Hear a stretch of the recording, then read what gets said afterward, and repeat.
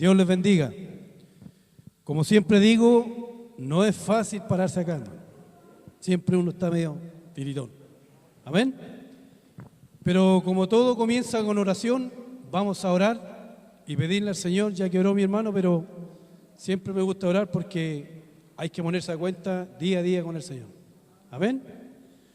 Amado Dios, Señor, y buen Padre, en esta hora ya, Señor, casi de la tarde ya, te pedimos, Padre bendito, Señor, que tu Santo Espíritu, Señor, que es el mejor invitado que tenemos, sea el que gobierne, Señor, cada corazón, en especial el mío, Señor, para dirigir y hablar de tu palabra, Señor.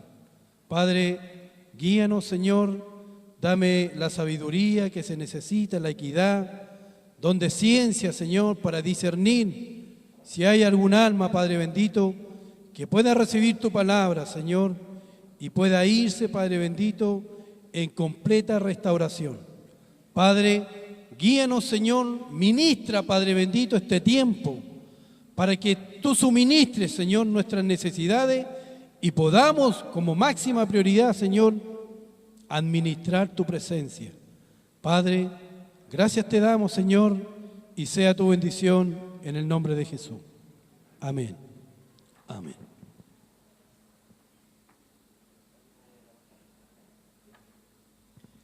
Hermano, no sé si ustedes han seguido el devocional que está mandando nuestro pastor desde el día 22 hasta el día 28, que hoy es 29, pero hasta el día 28 ha mandado una serie de devocionales, ¿ya? Y el día 22 comenzamos con lo que empieza el ministerio de Jesucristo en su tiempo de coordinación de preparación, ¿ya? Él regresa a Galilea y empieza a hacer un llamado. Ya el día 22 fue el día en que Marcos, capítulo 2,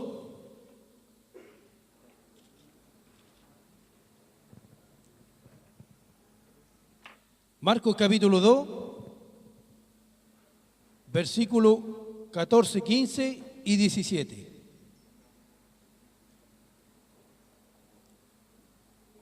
Es aquí donde Jesucristo regresa a Galilea y empieza su ministerio.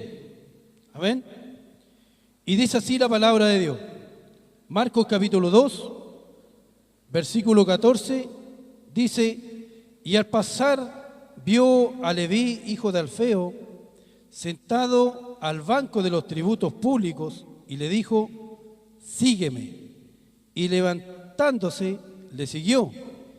Y aconteció que estando Jesús a la mesa, en casa de él, muchos publicanos y pecadores estaban también a la mesa juntamente con Jesús y sus discípulos, porque había muchos que le habían seguido.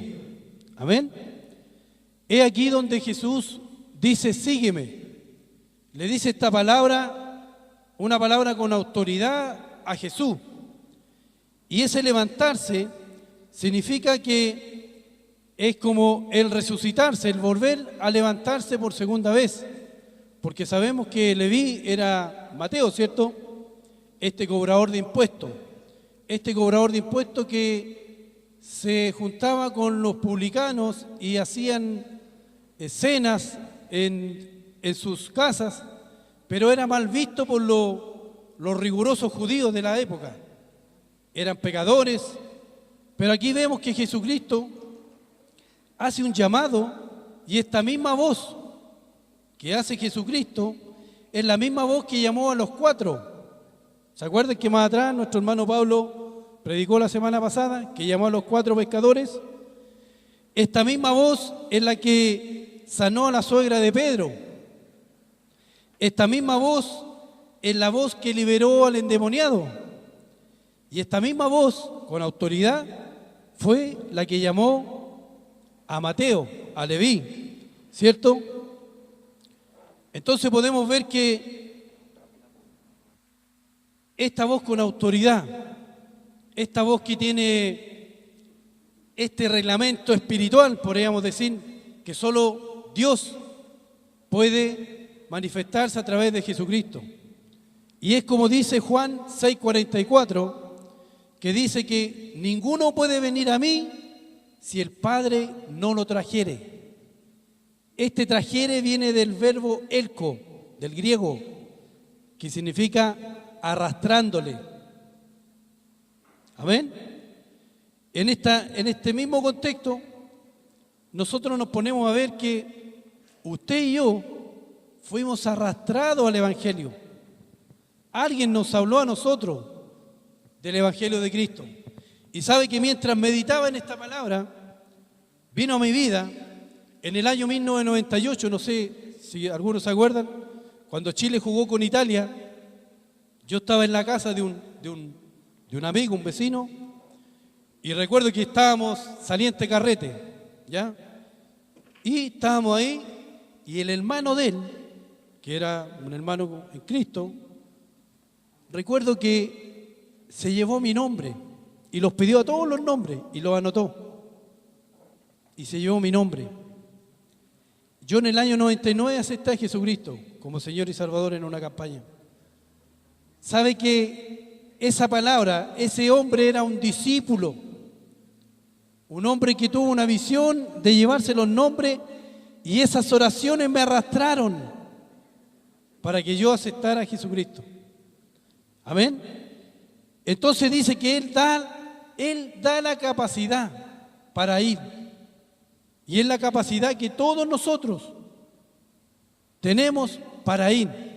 Y en este contexto dice que no tan solo Jesucristo se relacionaba, no hablaba del perdón, de arrepentimiento de pecado, sino que se relacionaba con pecadores, ¿cierto? Y publicanos.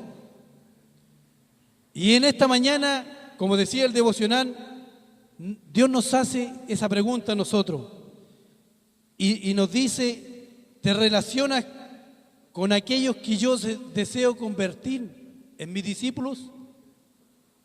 ¿Nos estamos relacionando con gente que es inconversa? Amén.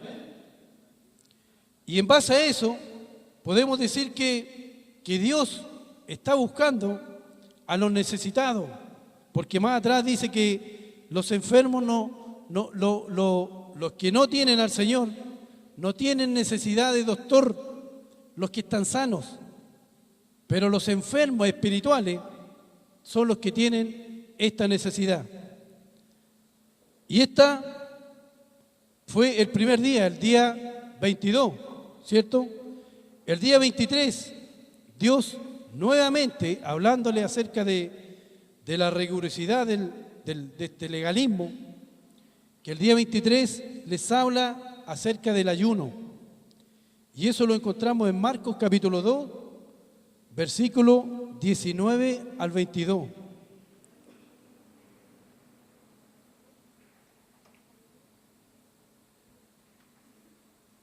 Dice, Jesús les dijo: ¿acaso pueden los que están de bodas ayunar mientras está con ellos el esposo? Entre tanto que tienen consigo al esposo, no pueden ayunar. Pero vendrán días cuando el esposo les será quitado, y entonces en aquellos días ayunarán. Pero 21. Nadie pone remiendo de paño nuevo en vestido viejo. De otra manera, el mismo remiendo nuevo tira del viejo y se hace peor la rotura. Nadie echa vino nuevo en odres viejos. De otra manera, el vino nuevo rompe los odres y el vino se derrama. Y los odres se pierden, pero el vino nuevo en odre nuevo ha de echar. Amén. Aquí nuevamente confronta a esta religiosidad Jesucristo, hablando acerca del ayuno. Pero este ayuno que ellos practicaban eran como les quiso decir que eran como los reglamentos que tenían ellos, el legalismo, porque Jesucristo vino a instaurar un evangelio nuevo, una palabra nueva, un vino nuevo, como se dice, un nuevo pacto. Amén. Entonces dice que cuando dice que mientras está el esposo con ellos, los invitados son sus amigos. Dice, estos son mis amigos del novio. Y mientras estén con ellos, no van a ayunar. ¿Por qué? Porque es una boda. ¿Qué quiere decir Jesucristo con esto? Que en esta boda, Jesucristo es el novio, se hace sentir como el novio. Entonces yo quiero que mis invitados estén alegres, estén gozosos, que no estén cumpliendo la legalidad de los ritos de muerte, de luto. Porque Mateo dice que mientras está el esposo con ellos, no pueden estar de luto. Mateo lo dice en el capítulo 9, no pueden estar de luto, de muerte. Y el ayuno que ellos practican no es el ayuno como el ayuno normal que viene a imponer Jesucristo. En este contexto, Jesucristo los llama mis amigos y los invita, dice, a una fiesta a que ellos deben estar en la boda. ¿Qué significa esto? Que el reglamento de los mandamientos, de la ley que cumplían ellos, con el evangelio que traía Jesucristo, no era posible que ellos soportaran esta doctrina que traía Jesucristo, que era una doctrina nueva, una doctrina de salvación.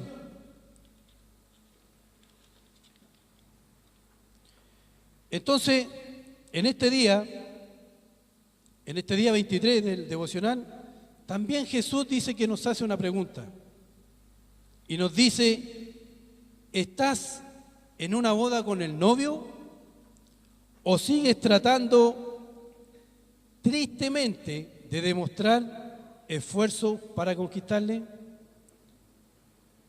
¿Cómo en nuestra vida devocional, cómo en nuestra vida diaria en el Evangelio, cómo la estamos viviendo nosotros día a día el Evangelio? ¿Cómo lo vivimos?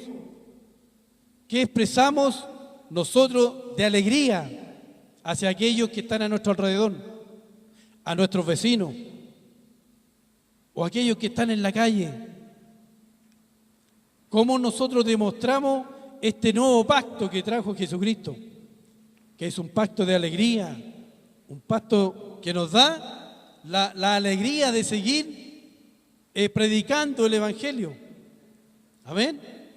Entonces Jesús dice que el ayuno que ellos hacían era parte de algo que los mortificaba, que mortificaba sus cuerpos, pero dice que el ayuno del discípulo es gozoso y no penitencial. O sea, no tenemos que seguir ciertos ritos, no tenemos que seguir ciertas legalidades. Si nosotros vamos a Isaías capítulo 58,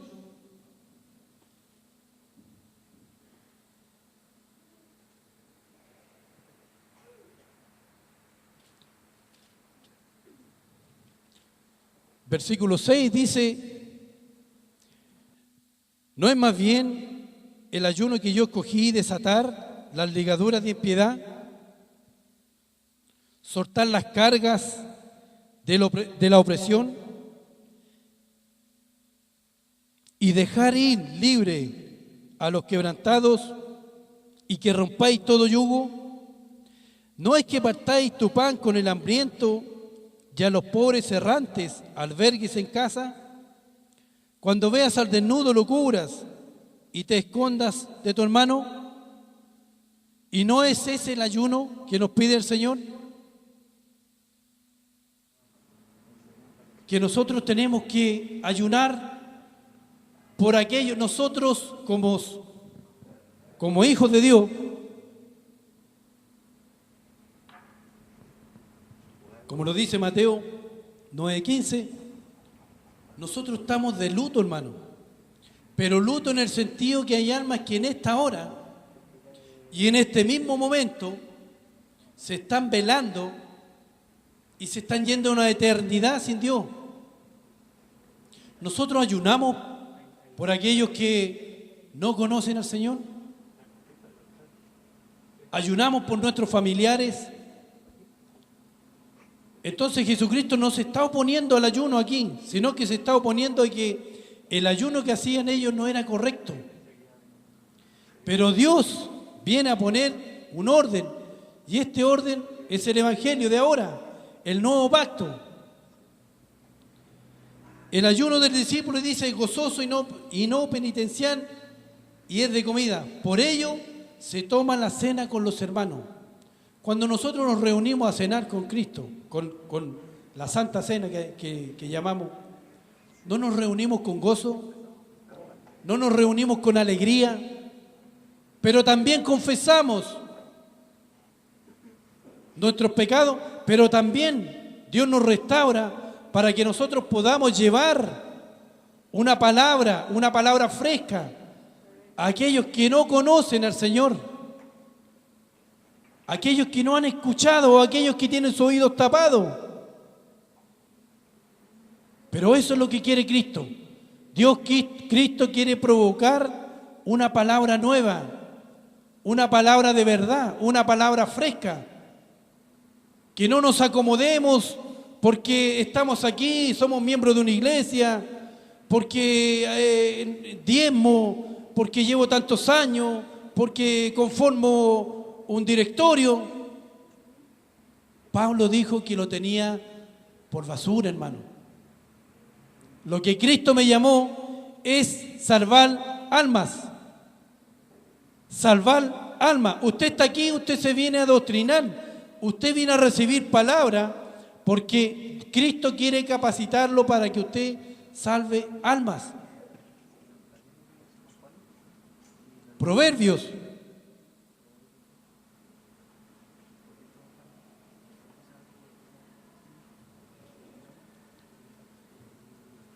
Proverbio 24, versículos 11 y 12.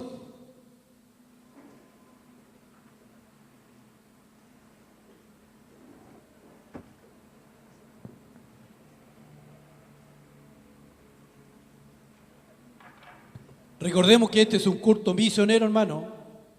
Si me salgo de contexto, es netamente misionero. Amén.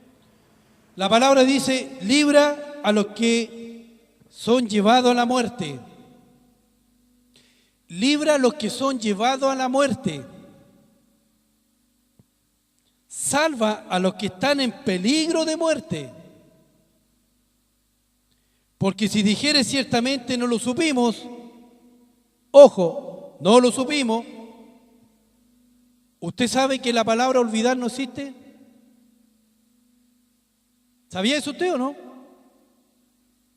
La palabra olvidar no existe. Me olvidé. Oh, me olvidé. ¿Sabe usted que no existe? Porque cuando usted recibe una orden, cuando usted recibe un mandato del Señor, usted no lo cobijó en su corazón. Usted no lo recibió en su corazón. Y lo que tapa el corazón es el orgullo, la reverdía, la soberbia. La palabra olvidar no existe, hermano. Así que no podemos decir ante el juicio, me olvidé, Señor. Porque si dijere ciertamente no lo supimos, ¿acaso no lo entenderán que pesan los corazones? El que mira por tu alma, Él lo conocerá y dará al hombre según sus obras. ¿No es así o no? Podemos decir, hermano, que hay solo dos tipos de personas en el mundo. Los que han escuchado el Evangelio y los que no han escuchado el Evangelio. Los que han escuchado el Evangelio y se rehúsan a proclamarlo, allá ellos. Porque los que han creído y rehúsan a proclamarlo, dice, recibirán su recompensa. David dice que sirvió por voluntad divina a su generación. ¿Somos parte de esta generación o no? ¿Somos parte o no? ¿Le predicamos a los jóvenes? ¿Le predicamos a los vecinos, a los ancianos? ¿Saben que usted es evangélico? ¿Saben que usted es canuto o no? ¿O tiene discordia con los familiares? Lucas capítulo 6.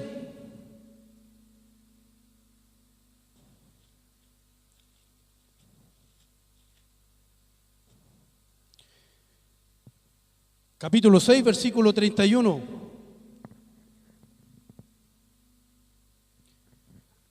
Dice, y como queréis que hagan los hombres con vosotros, así también vosotros haced con ellos. Porque si amáis a los que os aman, ¿qué méritos tenéis? Porque si también los pecadores aman a los pecadores, a los que aman, y si los que hacen bien, a los que hacen bien, ¿qué méritos tenéis? Porque también los pecadores hacen lo mismo. Y si prestáis a aquellos de quienes esperáis recibir, ¿qué méritos tenéis? Porque también los pecadores prestan a los pecadores para recibir otro tanto. Amad pues a vuestro enemigo y haced el bien, y prestad, y no esperando nada de ellos nada, y será vuestro galardón grande, y seréis hijos del Altísimo, porque Él es benigno con los ingratos y malos. Pregunta, ¿hay alguien que usted no lo puede pasar, como se dice?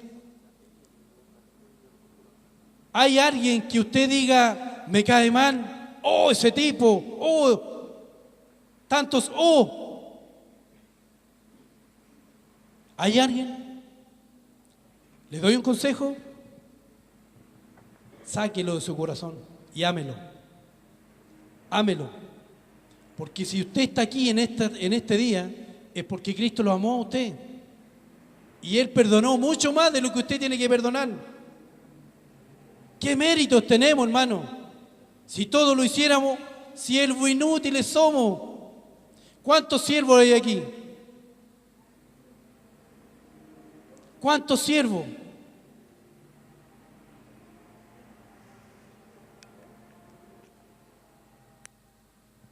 Amén.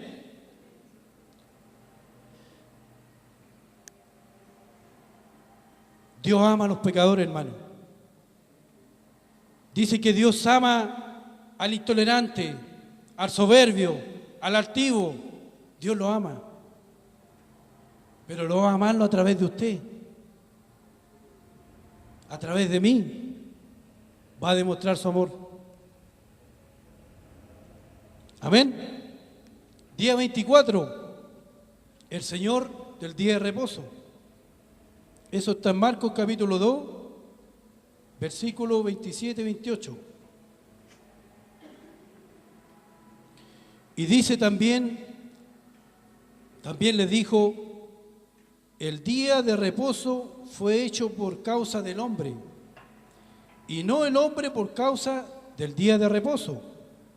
Por tanto, el Hijo del Hombre es Señor aún del día de reposo.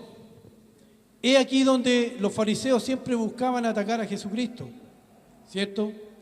Porque Él venía rompiendo estos esquemas de legalismo, este ritual riguroso de estos fariseos. Y en esto dice que encuentran dos maneras para atacarlo, para juzgarlo. Que dice, más atrás dice, aconteció que en el versículo 23, aconteció que al pasar él por lo sembrado un día de reposo, sus discípulos andando comenzaron a arrancar espigas, andando y arrancar espigas. Significa eso que ese arrancar espiga era como un puñado para darle a un cordero, y que en el día de reposo no podían hacer eso. Aparte que no podían caminar más de 1 kilómetro, pero buscaron esta ocasión para Entonces de aquí se toma Jesucristo y se toma de David, cuando dice que encontró en el verso 25, dice, ¿nunca leíste lo que hizo David cuando tuvo necesidad y sintió hambre, y él y los que con él estaban, como entró en la casa de Dios siendo Abiatar, sumo sacerdote, y comió los panes de la proposición, de los cuales no es lícito comer, sino a los sacerdotes, y aún dio a los que con él estaban? Dice que el día del Señor se hizo para el beneficio del ser humano. ¿Y qué es lo que le está dando aquí Jesucristo? Que Él le está dando la especial atención a que el día del Señor es la vida humana, es la vida normal que tienen, ¿cierto? Para alimentarse. No son los panes los que lo alimentan, sino la conducta que ellos tenían, que guardaban ese día riguroso para alimentar solo a los sacerdotes y no podían comer. Pero aquí le demostró que, según el relato de Marcos, el Señor en ese día hizo milagros, hizo liberaciones, provisiones, y aquí donde Dios demuestra su gracia. Entonces podemos ver que es otro golpe al legalismo, y muchas veces nosotros guardamos, como iglesia, no sé, usted como hermano, yo, muchas veces nos ponemos en estas reglas de no comer, en estas reglas de mortificar el cuerpo, en estas reglas de ser tan rigurosos, siendo que Dios nos llamó a través de su Hijo a estas bodas con alegría, a estas bodas con optimismo. Podemos tener nuestro carácter, pero tenemos que ser alegres, hermano. Tenemos que tener optimismo como evangélicos, tenemos que tener optimismo como cristianos, motivar a otros, ¿cierto? Entonces Jesús hace esta pregunta en este devocional y dice: ¿qué tiene más importancia en tu vida? ¿Jesús mismo o las tradiciones? ¿Qué es lo más importante para usted? Amén. ¿Usted cree porque viene de familia cristiana? ¿Usted cree porque es nacido en el Evangelio? Tradición, hermano. Tradición. Le cuento que yo soy primer cristiano en mi familia, el único. Y Dios me llamó en la calle, levanté mis brazos, clamé y me llamó en una campaña evangelística. He tenido que luchar terribles luchas, hermano. Terribles. Pero gloria al Señor que nos da la fuerza, que nos da la habilidad para no enojarnos, para responder con sabiduría, para responder con amor, ¿cierto? Entonces, ¿qué es más importante en tu vida? ¿Las tradiciones o Jesús? Amén. Y el día 25, Jesucristo dice que hace una sanidad en el día de reposo. Y eso está en Marcos capítulo 3, versículo del 1 al 6. Y dice: otra vez entró Jesús en la sinagoga y había allí un hombre que tenía seca la mano, y le acechaban para ver si en el día de reposo le sanaría, a fin de poder acusarle. Entonces dijo al hombre que tenía la mano seca: levántate y ponte en medio.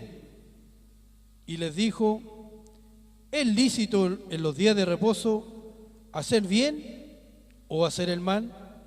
¿Salvar la vida o quitarla?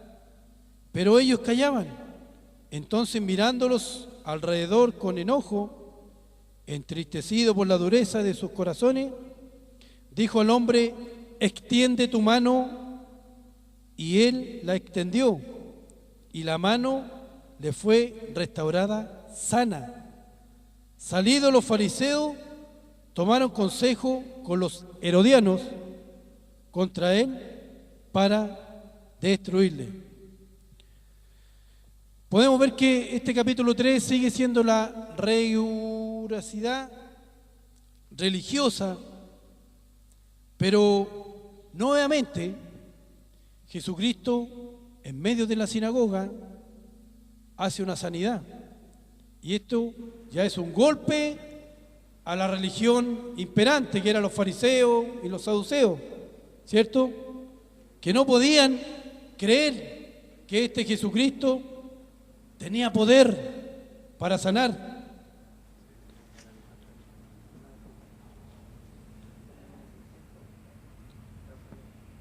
Entonces estos legalistas discutían en ocasión para acusarle, pero ante el hecho espiritual y real se quedaron callados. Muchas veces nosotros, como hijos de Dios, nos quedamos callados, hermano. Muchas veces no hablamos, muchas veces nos escondemos y no hablamos de las cosas del Señor a aquellos que lo necesitan. Y muchas veces ignoramos a aquellos que están a nuestro alrededor. Entonces, en base a esto, Jesucristo dice que también nos hace una pregunta. Y dice: ¿qué te importa más? ¿Qué te importa más? ¿La iglesia? ¿Qué te importa más? ¿Tu vida? ¿Qué te importa más? ¿Tu trabajo? ¿Qué importa más? Y es aquí, hermano, donde meditaba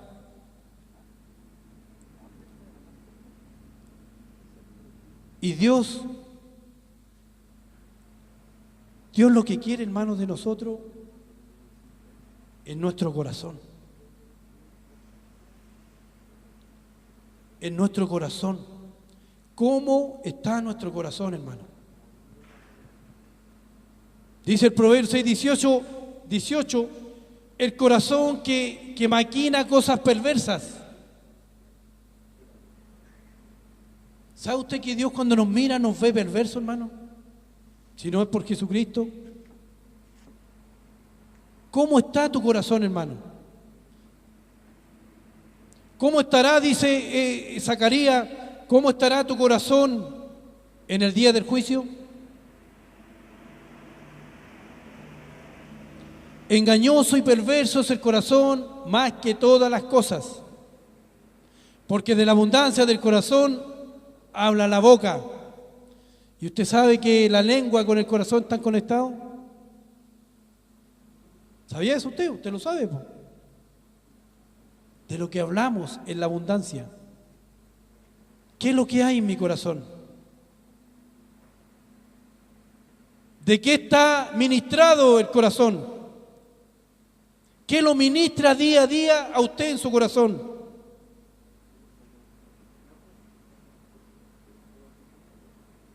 Nosotros, y nos dice el Señor en su palabra, que día a día tenemos que tomar la armadura de Dios. La armadura de Dios. Porque día a día es una batalla, hermano. Por el oído. Usted sabe, y lo decíamos tiempo atrás, que Dios, Jesucristo mismo, habla acerca del oído más de 500 veces. Hace alusión al oído. ¿Sabe qué significa eso? Que habla más del infierno, habla más de la gracia, habla más de la salvación, habla más de la justificación, el oído. Jesucristo le dijo a sus discípulos: mirad cómo oís Mirad lo que oís. El filtro espiritual de nuestros oídos tiene que estar, es como cuando usted le cambia el filtro de aire o el filtro de aceite a su auto, hermano. Es así el filtro espiritual. Si usted no tiene filtro, me imagino cómo está el corazón, o cómo está mi corazón, primeramente, si no le pongo filtro. Contamina todo el cuerpo. ¿Dónde está su corazón? ¿A qué lado? ¿Ah? ¿Izquierdo? Voy a tomar un sorbo de agua. ¿Les digo una verdad? Una verdad espiritual, hermano, y que Dios me la dio a mí personalmente. El proverbio dice que el corazón del necio está al lado izquierdo. ¿O no? Lo dice la palabra. Y el corazón del sabio está al lado derecho. ¿Dónde está Cristo en esta hora sentado a la diestra del Padre? A la derecha. ¿Y dónde está tu corazón en esta hora? ¿Dónde está mi corazón? A la diestra, mirando a Cristo. Es importante, hermano, lo que escuchamos. Usted ve, pasa a un almacén, a un supermercado, no sé, un tipo de locutores radiales que están al mediodía, en la mañana, y yo digo, esos son los administradores de ellos. Ellos lo están ministrando en este momento. Y garabatos para allá, garabatos para... ministrándolos para el día, para ver lo que voy a conversar, y ta. Pero ¿cómo nos ministra el Señor a nosotros? ¿Por qué son buenos estos devocionales? ¿Por qué es bueno meditar en la palabra? Cuán dulce es a mi ser tu palabra, decía, y lumbrera mi camino. Amados, el oído es muy importante, hermano. El oído, escuchar, saber oír y saber escuchar la voz. ¿Quién está hablando? El otro día fui a hacer un pituto a un edificio y sabe que no voy a decir, una asesora del hogar, hablando pestes, hermano, peste, pero pestes. Y me vino esta palabra. ¿Qué es lo que habrá en su corazón? ¿Por qué tanta amargura, tanto rencor? Y me hablaba, yo escuchaba. Yo soy bueno para escuchar, hermano. ¿Y sabe que me dejó cansado? En serio, hermano, me dejó cansado. Porque ¿qué es lo que habrá en ese corazón? Anita, le dije, no te olvides de buscar al Señor. Recuerda cuando oramos, le dije, testimonio, hermano, de su casa que habían unos traficantes. Órele al Señor, Anita, y yo voy a estar orando por usted. Se cambió de casa, siguen lo mismo, hermano. Pero hay que seguir ministrando, hermano. Amén. Día 26, vamos, 27.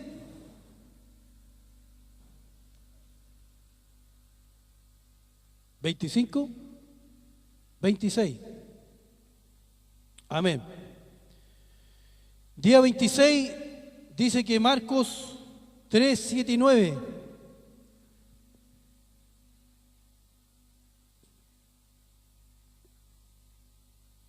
Día 26 fue el devocional.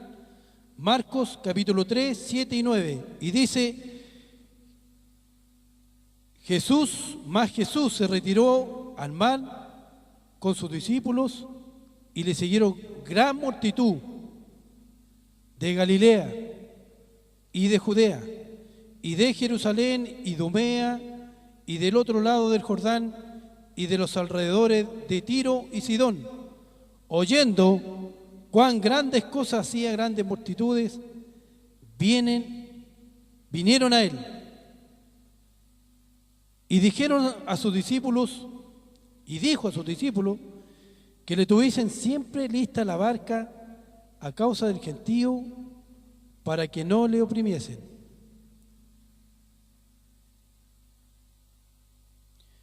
Desde aquí nosotros podemos ver que ya hay 4 preguntas que le han hecho estos fariseos para atacarle. Como dice el verso 6 del capítulo 3, y salidos los fariseos tomaron consejo con los herodianos contra él para destruirle. Los herodianos eran este grupo político que trataban de difundir la dinastía de Herodes, ¿cierto? Y que con estos fariseos, mire pues cómo es, Dios une a los enemigos y los políticos. ¿Para qué? Es por eso que nosotros, hermanos, siempre vamos a tener oposición. Los cristianos siempre vamos a tener oposición porque vamos en contra de este legalismo, de este mundo, de esta corriente que lleva este mensaje del mundo. ¿Amén? Pero dice aquí algo muy importante, que dice de Galilea, de Judea, de Idumea y del otro lado del Jordán, Tiro y Sidón. Podemos ver que son las 4 puntos cardinales. Todos estos son los 4 puntos cardinales. Y podemos decir que como Dios llama a estos 4 pescadores y los convierte en evangelistas para que prediquen su palabra, y llama a este Leví, a este cobrador de impuestos, porque pasó algo importante aquí también, de que al llamar a este cobrador de impuestos se abrió una puerta. Y esto es lo que tiene el contexto de Marcos, que como decía nuestro hermano Ale el otro día, que Marcos le abre una puerta a los gentiles. Usted sabe que Marcos no fue un apóstol, pero ahí Marcos hace énfasis en esto, al pueblo gentil. Y va a los prepaganos y a los paganos, a los idumeos, ¿cierto? Pero le abre esta puerta al mundo occidental que podríamos ser nosotros, ¿cierto? ¿Qué quiero decir con esto, hermano? De que estamos todos llamados a evangelizar. Estamos todos llamados a tirar la semilla, como decíamos tiempo atrás, que el sembrador viene a tirar la semilla y el campo es el mundo y la semilla es la palabra. Y qué importante es tener los devocionales día a día, de una palabra, hermano. Con una palabra usted puede ser el puente más importante para un alma, para que se convierta al Señor. Yo siempre me acuerdo que tenía un vecino, Vladimir, que se llamaba, y era cristiano, pero estaba descarriado y se juntaba a carretear con nosotros. Y yo siempre le decía, tenía una inquietud, pero Vladimir, dime algo de las cosas que hacen ustedes en la iglesia. Y sabe que moralmente se agachaba el rostro.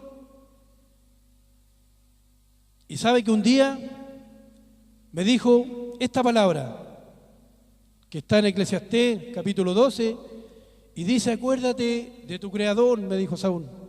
Dice así la palabra, acuérdate de tu Creador en los días de tu juventud. En los días, y siempre esa palabra me quedó dando vueltas. Y quiero decirle que yo a los 30 años recibí a Jesucristo, hermano. 30 años, y esa palabra, y cuando vino Cristo a mi vida, impactó así cuando le dice, sígueme, yo automáticamente seguí, hermano. Yo acepté a Jesucristo hoy día, y en la semana fui a buscar una Biblia que estaba botada en la casa de mi papá, y empecé a congregarme en los tiempos de Dios en el Paradero 11. Pero al tiro, hermano, inmediatamente, ¿qué le pasó a este hombre? Este hombre está loco. Empecé a predicarle a mis amigos. Y sabe que vino un lloro en mi corazón. Dije, Señor, ¿por qué no me habló antes estas cosas tan hermosas, Señor? Llorando, me acuerdo que ayunaba, hermano. Y llorando. ¿Y sabes lo que me dice el Señor? Lo que tú quisieras contigo, hazlo tú. A ellos. Les prediqué a mis vecinos, hermano. Les prediqué a todos mis amigos. Les sigo predicando. Y no es porque esté parado aquí y sea jactancioso, hermano. No he callado, hermano, hasta el día de hoy. Porque Cristo me llamó con un propósito. Y si usted en esta hora, así como Cristo llamó a estos discípulos, después los encomienda para ser apóstoles, enviados. Y eso es lo que quiere Dios. Dios quiere hacerte un discípulo, hermano, pero también te quiere hacer un apóstol. Y un apóstol es un enviado, alguien que lleva un mensaje. Ya le dijo, ya con esto los tengo seguros. ¿Por qué? Es lo que vamos a hablar ahora el día 27. Y dice Marcos capítulo 3, del 13 al 15. Y dice, y después subió al monte y llamó así a los que quiso, y vinieron a él, y estableció a 12 para que estuviesen con él y para enviarlos a predicar y que tuviesen autoridad para sanar enfermedades y para echar fuera demonios. He aquí ya los consagró, ya fueron discípulos, pero dice ahora que Él quiso los que llamó, Él. Cuando nosotros llegamos, Dios nos arrastró, hermano, a recibir a Cristo. Pero Él dice que ahora somos discípulos. ¿Usted ha sentido el llamado de Dios, hermano? Amén. ¿Usted ha sido enviado de parte de Dios? ¿Usted ha sido enviado, hermano? ¿Y sabe usted lo que más importante es lo que tiene que llevar un enviado?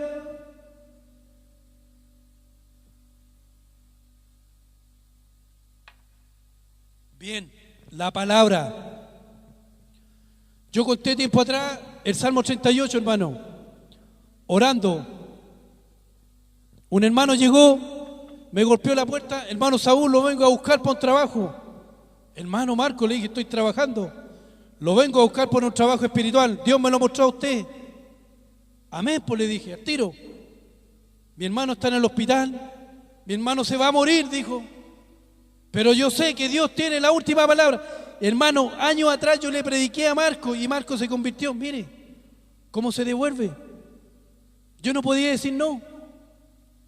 En Marco, 3 cosas. Ayunemos, oremos y leamos la palabra. 3 cosas.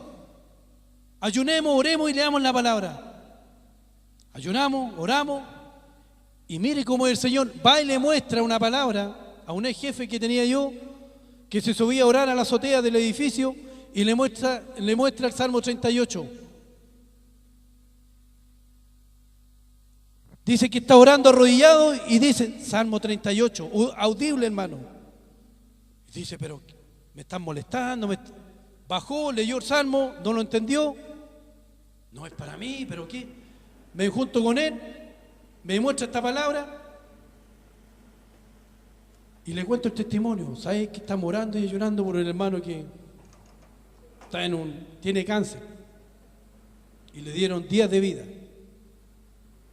Días de vida. De hecho, la mamá ya le dijeron, diagnóstico, su hijo se muere esta semana, señora, prepárese. Sotero del Río, imagínense la mamá cómo lloraba, hermano. Salmo 38, Saúl me dijo, esta palabra es para ti, me dijo, tú estás ayunando, orando y buscando una palabra. Salmo 38, hermano. Se lo llevamos Marco. Tengo la palabra, hermano. Vamos al hospital. El hermano desahuciado, clínicamente desahuciado, hermano. Le leímos el Salmo 38. Se lo leí entero, hermano. Es ver a un enfermo de SIDA postrado en la cama. Le van leyendo y ustedes le van pasando la película, hermano. Juan Carlos, ¿tú crees que esta palabra es para ti? Y le entró un respiro a su corazón. Sí, dijo, y ¡pah! Y explotó en llanto. Es el poder de la palabra. Eso es lo que dice acá, con autoridad para sanar enfermos, con autoridad. Como dice más adelante, el querigma son los apóstoles, pero dice que la exousia, la autoridad sanadora, va juntamente con ellos. ¿Somos enviados? Sí, hermanos, somos enviados. Y Dios nos tiene que enviar, pero con autoridad. No vaya a orar porque quiera ir a orar, hermano. Vaya con la autoridad del Señor. Si usted quiere ver sanidad, va a haber sanidad, hermano. Pero tiene que ir con esto, con el querigma, con el apostolado. Y tiene que ir con la autoridad del Señor. Eso es el Evangelio, hermano. Buenas noticias, como decía nuestra hermana Pamela, buenas noticias a los que no conocen al Señor. Y si lo conocen es porque tienen sus oídos tapados. Pero también tenemos que ver que hay una confrontación espiritual del mundo, una confrontación diabólica. Y eso es lo que Dios quiere para nosotros, hermano. Glorificarse en nuestras vidas. Para Él es la gloria. Si no fue el hermano Saúl, no fue el hermano, fue su palabra, hermano. La palabra tiene poder. Y eso es lo que Dios quiere, hermano, que usted se inunde en palabra, hermano. Que entre salmos, cánticos, himnos, en palabras, cánticos espirituales, que la palabra sobreabunde. Eso es lo que tiene que abundar, hermano, la palabra. Pero esa palabra, cuando es digerida por un discípulo, cuando es digerida por un apóstol, tiene poder para sanar a un enfermo de SIDA, hermano. Lo vi con mis ojos. Vaya a ver ahora, conforme a un ministerio de sanidad, visita de enfermos. Ahí anda. Está hasta guatón el hombre. Por el poder de Dios. Se convirtió su hermana, se convirtió su mamá. ¿Por qué? Por la palabra, hermano. Es la palabra. Amén. Dios les bendiga, hermano. Dios les bendiga. Aquí lo que me gustó de esta iglesia es que hay palabra, hermano. Hay educación cristiana. Hay educación cristiana. Tenemos buenos maestros. Tenemos un excelente pastor. Maestro. Excelente maestro. No se pierda esta oportunidad, hermano, de seguir indagando la palabra, de seguir escudriñándola, de seguir creciendo en la palabra. No nos hagamos vanagloriosos, dice, creyendo que ya lo sabemos. No, hermano. Recuerde que somos siervos inútiles. Y si Dios llamara a siervo, somos inútiles, hermano. Amén. Vamos a orar. Darle gracias al Señor.